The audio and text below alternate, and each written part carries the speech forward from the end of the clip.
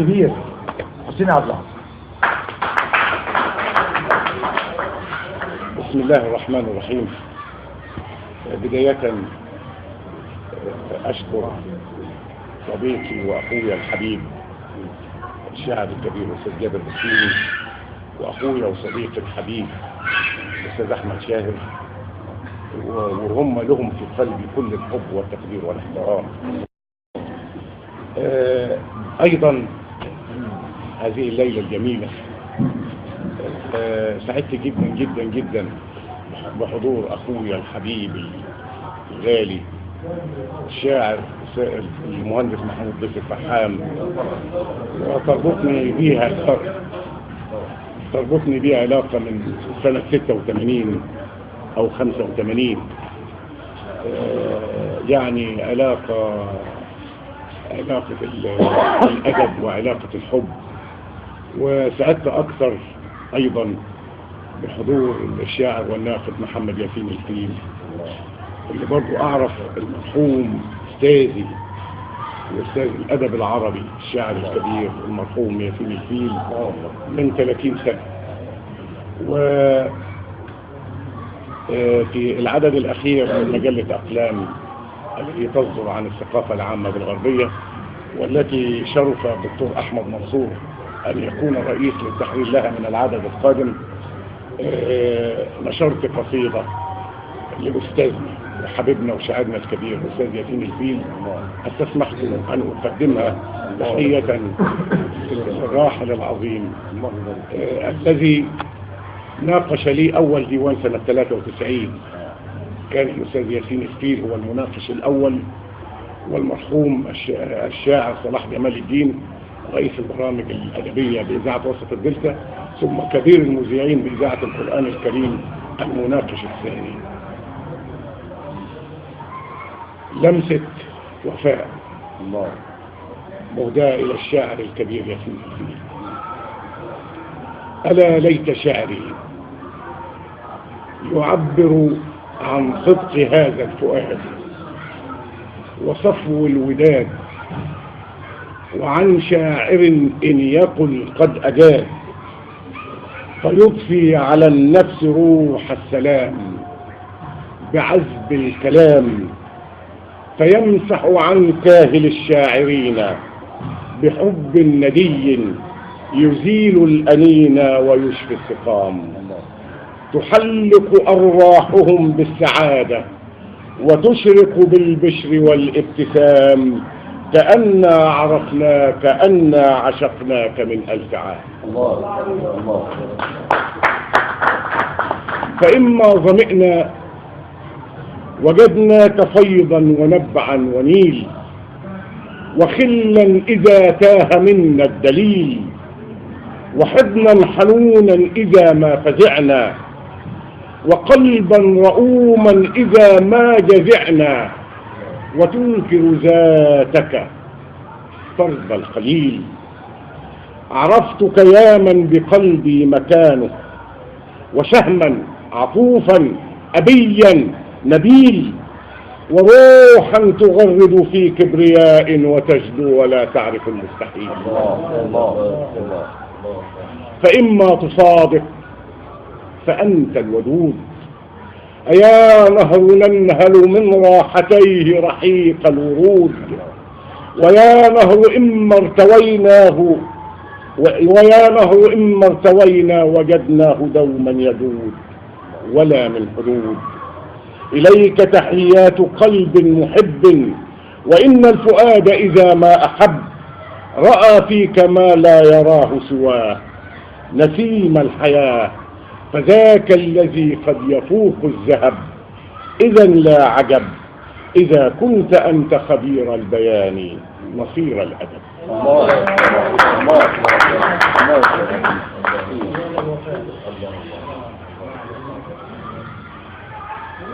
الجمال ده ربنا يخليك يا أحمد بيه. أعمال من هذا النوع قليلا يا خالد، والله ربنا يعني اختيار الأستاذ ياسين الفيل أستاذي وتاج راسي على نادرة يعني، وهذا الشاعر العظيم أستاذ عبد المنعم الأنصاري. يعني مش عايز أقول إن إحنا من الثمانينات في اسكندرية ويعني مش عايز انسى حد. يكفي انه اول مناقشة سنة 93 جاء من دست الاشراف وسهر معانا الى الفجر هذا الرجل العظيم.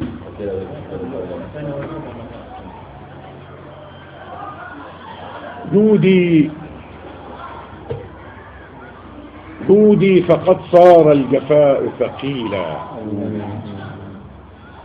وترفقي فالليل بات طويلا، ودعي دلال العاشقين فإنني في البعد أخشى أن أموت قتيلا. جودي فقد بات الجفاء ثقيلا، وترفقي فالليل بات طويلا، ودعي دلال العاشقين فإنني في البعد أخشى أن أموت قتيلا. فإذا عطفت فأنت لي معطاءة كالغيث يصنع في الربوع خميلا، وأنا الذي أشتاق كل مودة من ذا الذي لا يرتضيك خليلا. يا حبيبي إن الزهور على جبينك أينعت، فإذا هجرت الورد صار عليلا. الله لا حلوة الورد عليلا. والحب في نفسي له قدسية، فهو الذي جعل الوجود جميلا. هذه يداي فإن وصلت فصافحي، فالوصل أقوى ما يكون دليلا. صونيه من لفح الهجير فقد غدا ظلا لحبك وارفا وظليلا. صونيه إن الوصل يحفظه الوفا، لا تفتحي بابا لقال وقيلا. وهبيه من دفء الحنان تلطفا، يأبى فؤادي أن يكون قليلا. فالأصل في العشاق أن يتقاربوا ليفر حقد الحاقدين هزيلا. إني أرى الحب الذي آثرته حبا توطد في النفوس في القلوب جليلا. أنت الحياة له وأنت عبيره، مسكا تضوع في الربوع أصيلا. إني على درب المحبة سائر، لا أرتضي عنك الوجود بديلا. الله عليك.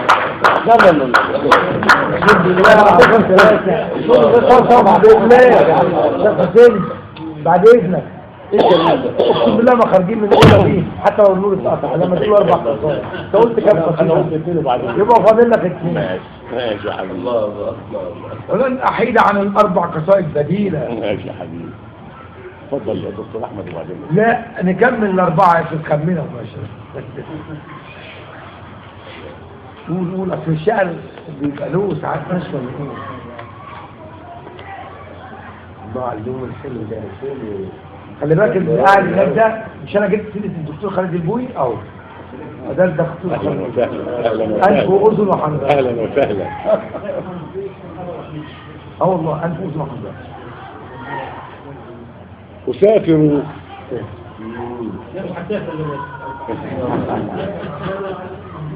على راسي. لا عشرة عمري، شكل عمري الجميل. عفوا. أسافر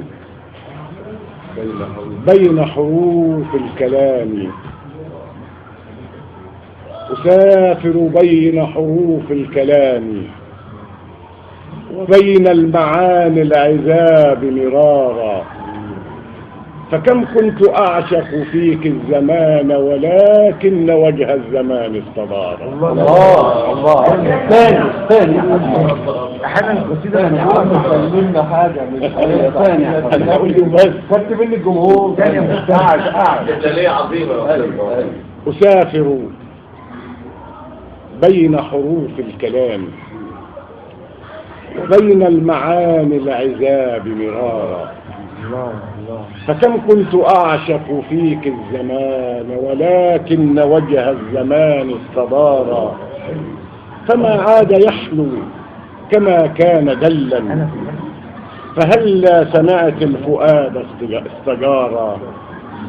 وإني أحبك من كل قلبي ولكن رحيلي يجيء اضطرارا، وأسأل عنك الشموس اللواتي أقامت على ضفتيك النهارا، وغنت مع الحب في ودنتيك تفتح للحب دارا فدارا، وتسبح في الأفق من كل فج لترشد أهل الغرام الحيارى، تلملم دمع الحزانى جميعا وتحنو على المتعبين اعتذارا. الله الله الله. ولكن سأرحل دون انتظار، فما عدت أستعذب الانتظار، وإني إذا سرت تاهت دروبي كأني أصاحب قوما سكارى، فيا زهرة القلب مدي يديك فإني غريق أدوب البحار، فحين تصيرين بحرا بقلبي أصير على شاطئيك المحارة. الله الله الله. ولكن سأرحل دون انتظار، فما عدت أستعذب الانتظار، وإني إذا سرت تاهت دروبي كأني أصاحب قوما سكارى، فيا زهرة القلب مدي يديك فإني غريق أدوب البحار، فحين تصيرين بحرا بقلبي أصير على شاطئيك المحارى. ويا زهرة النفس أنت التمني، وكم كنت يوما لهيبا ونارا، وأنت كما كنت بيت القصيد، وأنت النشيد الذي لا يبارى، وبعدك أشعل قلبي دراما، وما عدت أقوى عليه اصطبارا.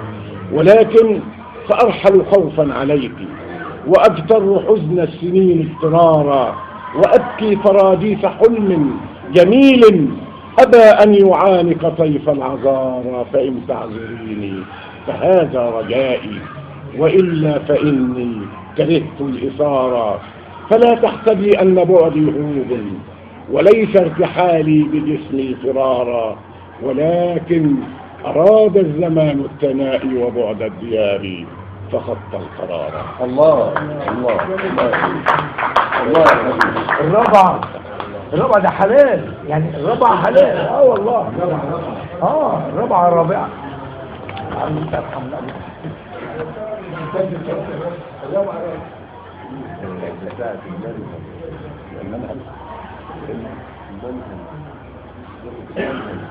مجالة المنى السعودية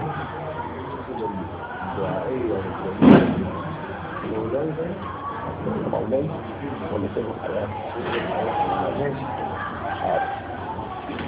لا والله انا جميل قوي. الدكتور احمد طلب قصيدة تسجيل سجل كل ده. الدكتور احمد طلب قصيدة سر الحياة، وانا طالبها برضه، وانا على راسي من فوق. يا سر اسرار الحياة ونورها، إني هنا أبغي حما مأمونا، لا أرتضي نفسا يمزقها الهوى أبدا، فلست مكبلا مجنونا، أو أنني أمشي بلا هدف سوى أني أكون الصب والمفتون. هذه قلوب الناس تلتمس الرضا، أفلا أكون الجوهر المكنون.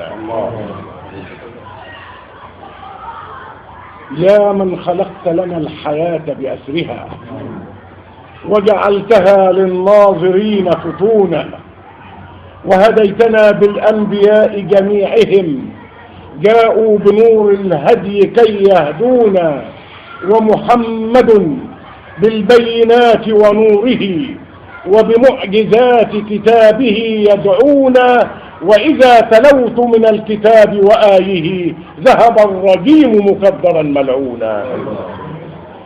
وعبادك الرحماء فيما بينهم سهروا على قرآنهم يتلون وسجودهم دوما لذات قدست يزكي نفوسهم فهم يعلون وصراطك القدسي صار طريقهم فيه الأمان وفيه هم يمشون فلأنت من أحن عليهم بل أنت من خلق الفؤاد حنونا. الله الله. يا رب أقبلنا عليك بذلة فغدوت سمعا بالكمال مصونا. أنت الرحيم فمن سواك يجيرنا فجرت أرض الطيبات عيونا. جناتك الفيحاء أنت وهبتها خلدا يضم التين والزيتون وأقمت للنمل الضعيف ممالكا ورفعت للرطب الجني غصونا. أنت الذي وهب الحياة جمالها ورعى الجميع تحركا وسكونا. أسعدتنا يا رب بالنور الذي ملأ القلوب خواطرا وشدودا. من قال في التوحيد أنك واحد نال الرضا والملجأ المضمون.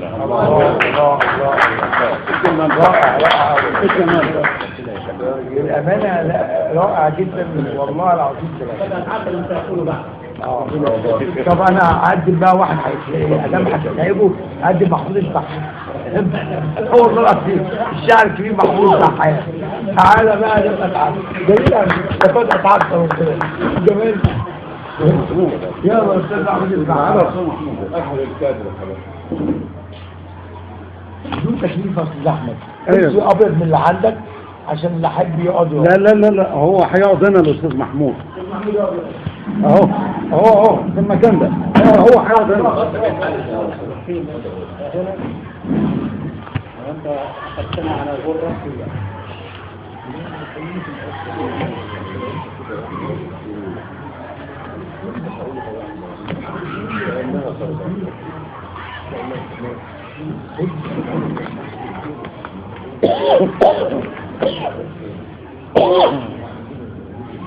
اولا اهلا وسهلا بصديقي الحبيبين الدكتور حسين عبد العاطي والدكتور احمد منصور ولا ارحب بهم فهم في داركم.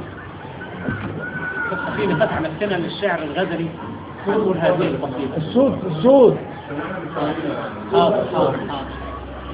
ذكريات مطروح. عدت من مطروح فاحكي يا فتاتي وابعث المكنون في طيات ذاتي. حدثيني عن جمال البحر فيها أيقظي أمسي وعطر الذكريات. هل أثرت البحر يا حسناء حتى غار من قدك حلو القسمات. وسرى السحر إلى الموج خفيا فاستكان الموج يشكو الصبوات. يا شذا مطروح يا صن وخيالي لست أدري أنت طيش في أبطلاتي. لا نسيم البحر إن طاب